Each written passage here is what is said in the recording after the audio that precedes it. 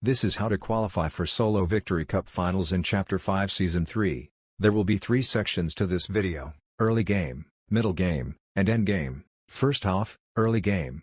In early game you want to land on a spot with a decent amount of loot but not many players contesting you, unless you are really good and want to drop high kill games. I recommend landing edge map, because some mid-map spots that aren't very big are still very contested. Once you get your initial loot, farm up and make sure you have decent materials. The first 3 or 4 zones are pretty easy to survive for as long as you know how to rotate. To rotate, you want to go around the edge of the zone to where the zone is pulling. If you rotate through the middle of the map, you will most likely get keyed by better players.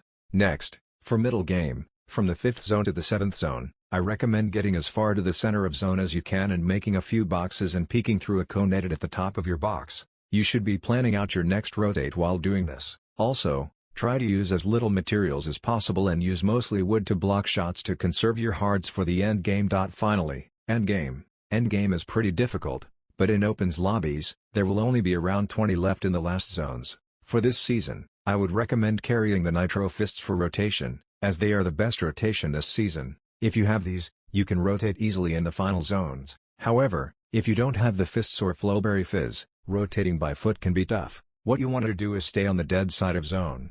The dead side is the side that was mostly covered by storm before, which means less players will be in that area. Also, tarping is a great skill to learn as it can protect you from hide and other players shooting at you. Thanks for watching and good luck.